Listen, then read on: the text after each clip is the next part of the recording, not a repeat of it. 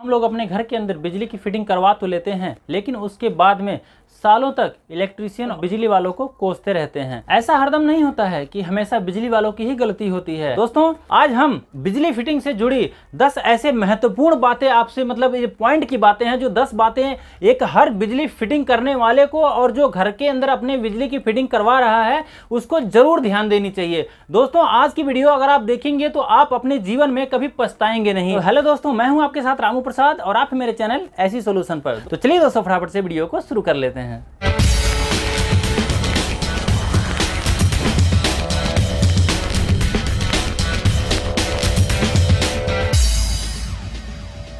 दोस्तों, सबसे नंबर 1 की बात है कि आप लोग जब बिजली की फिटिंग करवाते हैं तो जब मिस्त्री ढूंढते हैं तो बहुत लोगों की ऐसी आदत होती है कि उनको सब कुछ सस्ता चाहिए होता है। तो सस्ते के चक्कर में भी उनको आगे चल के कितना रोना पड़ेगा उनको पता नहीं है। इसलिए जब भी आप लोग मिस्त्री का चुनाव करते हैं, टेक्नीशियन का चुनाव करते हैं, तो बढ़िया टेक्नीशियन ढूंढिए, बढ़िया मिस्त्री ढूंढिए। हो सके तो पढ़ा लिखा भी हो, अगर पढ़ा लिखा नहीं है वो तो उसको कम से कम 3-4 साल का एक्सपीरियंस हो। अगर एक्सपीरियंस वाला बंदा होगा तो आपके काम को सही ढंग से तो करेगा ही, साथ में आप किस जगह पे कौन से पॉइंट होने चाहिए, कौन से पॉइंट नहीं होने चाहिए, इसकी आपको राय मशवरा भी देगा। इसलिए जब भी आप किसी मिस्त्री का चुनाव करते हैं, मिस्त्री ढूंढते हैं, तो सस्ता नहीं बल्कि बढ़िया ढूंढिए और कहिए कि भाई काम मेरा बढ़िया होना चाहिए। और अगर आप इसी जगह पर सस्ता मिस्त्री ढूंढते हैं तो आपको ना ही तो वो कोई राय देगा और ना ही तो आपके काम को वो ढंग से करेगा। तो अगली बार जब आपको मिस्त्री का चुनाव करना हो तो मिस्त्री ढंग का ढूंढिएगा, बढ़िया प्रशिक्षित। और दूसरे नंबर की बात है दोस्तों कि अगर आप घर बनवा रहे हैं 1 मंजिल, 2 मंजिल, 3 मंजिल, तो आपके घर के अंदर 1 मीटर लगा हुआ है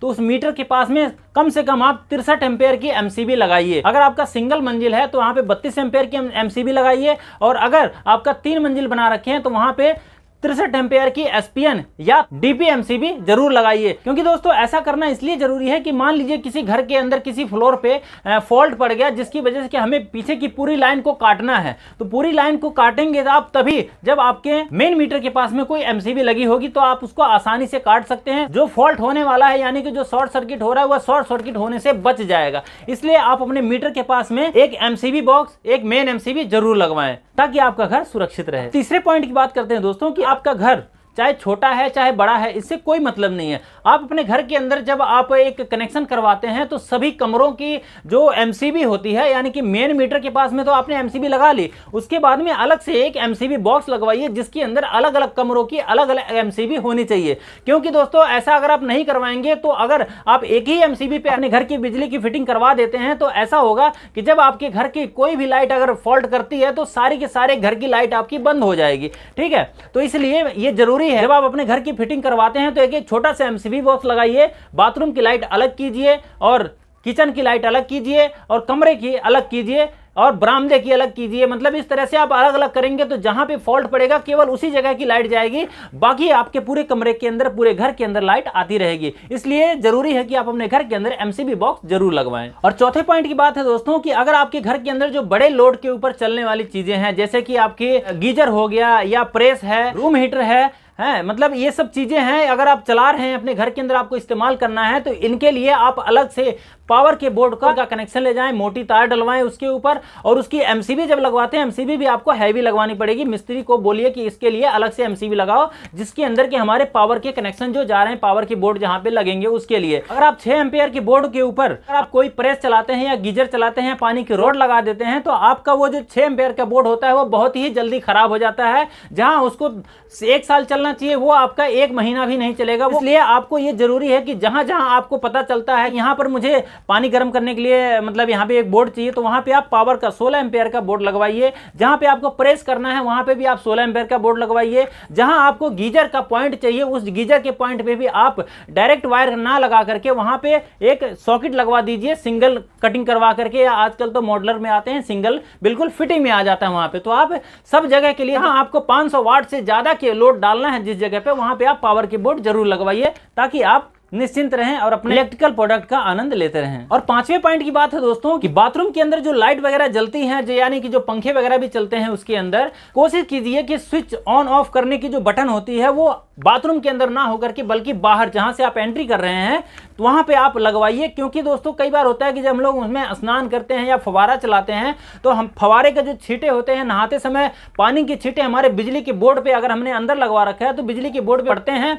जिनके कारण दोस्तों उन बोर्डों के अंदर करंट आने लग जाता है। जब आप उसको बटन को बंद करने जाएंगे तो हमने अपने इलेक्ट्रिकल की लाइफ में देखा है कि बहुत लोगों के घर के जो बोर्ड होते हैं ऐसे करंट मारते हैं जिनको मतलब उनको इस्तेमाल करने में उन्हें बहुत दिक्कत होती है। तो पावर का बोर्ड हो, चाहे आपका मतलब 6 एम्पेयर का बोर्ड हो, चाहे लाइट का बोर्ड हो, पंखे का बोर्ड हो, तो बाथरूम के अंदर जो भी कनेक्शन है उसके बोर्ड जो है कि मेन बोर्ड हो, कैसा ही बोर्ड हो, उसको बाहर लगवाइए। ठीक है, बाहर से ही सबका कनेक्शन, गीजर का, पानी की रोड का, किसी भी चीज का आप वहां से करके ले जाइए अंदर, नहीं तो आप परेशान रहेंगे, आप दुखी रहेंगे। और छठे नंबर की बात दोस्तों बहुत ही इंपॉर्टेंट है, इस बात को आप लोग जरूर गौर कीजिएगा और इसके ऊपर अमल कीजिएगा। आपका घर बहुत ही सुंदर लगेगा अगर मेरी इस बात पे अमल करेंगे तो। आप जब भी अपना घर बनवाते हैं, उसके अंदर बिजली की फिटिंग करवा रहे हैं, उसी टाइम पर आप ये चुनाव कीजिए कि आपको टीवी कहां पर लगाना है, टीवी की इंस्टॉलेशन आपको कहां पे करवानी है। हो सके तो इंटरनेट का भी चुनाव कर लीजिए, इंटरनेट का आप मतलब कहां पे अपना बॉक्स वगैरह लगाएंगे, तो पहले ही आप केबल की वायर को आप अंडरग्राउंड करवा दीजिए। बहुत सारे लोग दोस्तों ऐसी गलती करते हैं, मैं उनके घरों के अंदर जाता हूं, मैं देखता हूं कि सब कुछ उन्होंने करवा रखा है, बहुत अच्छा घर है उनका, टाइल वगैरह लगी हुई है, ग्रेनाइट लगा हुआ है, लेकिन बीच में तार लटक रही है केबल वायर की, डिश एंटीना के वायर की। तो आप लोग ऐसी गलती ना करें, इसलिए मेरे को आज ये वीडियो इसी बात के लिए बनाना पड़ा कि आप लोग ऐसी गलती ना करें, अपने घर की शोभा खराब ना करें। केबल की वायर को आप लोग अंडरग्राउंड करवाएं, उसी पाइप के साथ में आप उस इंटरनेट की वायर को भी उसके अंदर डाल सकते हैं और अपना कनेक्शन वहां पे कर सकते हैं। और 7वें नंबर की बात है दोस्तों कि आपका घर चाहे छोटा है चाहे बड़ा है, कैसा ही है, आप सभी कमरों की जो एमसीबी होती है, किस पॉइंट के ऊपर कितने एम्पेयर की एमसीबी लगेगी, सबको अलग अलग आप मिस्त्री से बात करके चुनाव करके मैं आपको अगली वीडियो बनाऊंगा तो उसके अंदर बताऊंगा कि किस पॉइंट के लिए कौन सी एमसीबी लगाई जाती है, इसका मैं बारे में आपको डिटेल में बता दूंगा। बाकी आप मिस्त्री जो पॉइंट हमें जिसके लिए चाहिए उसी के हिसाब से आप एमसीबी लगाइए, ताकि हमें आगे दिक्कत ना हो। ये ना हो कि आपने सभी एक जैसी एमसीबी लगा दी है 10 एम्पेयर की और किसी पे 16 एम्पेयर पड़ रहा है, एसी हम ऑन करते हैं तो एसी बार बार हमारी एमसीबी ट्रिप करती है। तो आप लोग ऐसे परेशान ना हो, इसके लिए आप मिस्त्री से बात करके जिसके लिए जौन सी एमसीबी चाहिए वही एमसीबी आप पहले से इंस्टॉल करवा लेंगे तो आप आगे सुखी रहेंगे, आपको परेशान नहीं होना पड़ेगा। और 8वें नंबर की बात है दोस्तों कि आपके घर के अंदर चाहे इन्वर्टर है चाहे नहीं है, जब भी आप लोग अपने घर की वायरिंग करवाते हैं, हाउस वायरिंग करवाते हैं, तो आप लोग इन्वर्टर की तार जरूर डलवाया करें,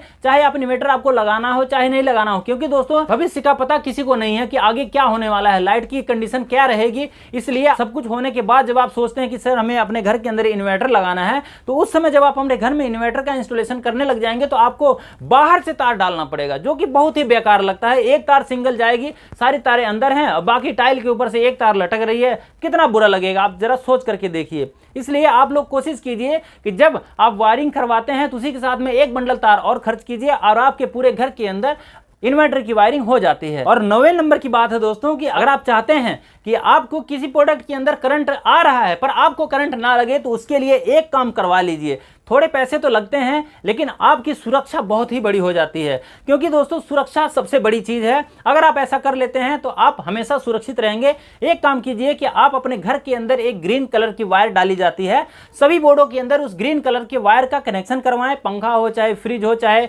मतलब किसी भी चीज का मतलब पॉइंट हो, वहां पे ग्रीन वायर ले जाइए और सबके अंदर उस ग्रीन तार का कनेक्शन करवाइए और साथ में अर्थिंग भी करवाइए। क्योंकि दोस्तों वो ग्रीन कलर की जो वायर है वह केवल अर्थिंग के लिए ही इस्तेमाल में की जाती है, और अर्थिंग के साथ में अगर आप अटैच कर देंगे उसको अर्थिंग करवा करके, थोड़े से पैसे तो जरूर लगेंगे लेकिन आपके घर के अंदर दोस्तों किसी को करंट नहीं लगेगा। इसलिए आप लोग इस बात का अगर ध्यान रखेंगे तो सबको करंट लगने से आप बचा सकते हैं। और 10वें पॉइंट की बात जो है कि दोस्तों सबसे इंपॉर्टेंट है, इस वीडियो को कम से कम अपने 10 मित्रों को शेयर कीजिए, क्योंकि दोस्तों वो भी इस बात से बहुत दुखी हैं, बहुत परेशान है कि उनके घर के अंदर कैसा बिजली वाला आया और उनके घर का इस तरह से हाल करके चला गया। आगे वो इस तरह से परेशान ना हो, उनको मदद मिल सके तो उनको ये वीडियो जरूर शेयर कर दीजिएगा। और अब अगर आपको लगता है कि हमारी वीडियो लाइक करने के लायक है तो लाइक का बटन जरूर दबा दीजिएगा, और चैनल पे अगर नए हो तो सब्सक्राइब करके बेल आइकन को भी दबा दीजिएगा। और मिलते हैं दोस्तों आने वाली आगे की और वीडियो के अंदर, तब तक के लिए जय सिया राम, नमस्कार।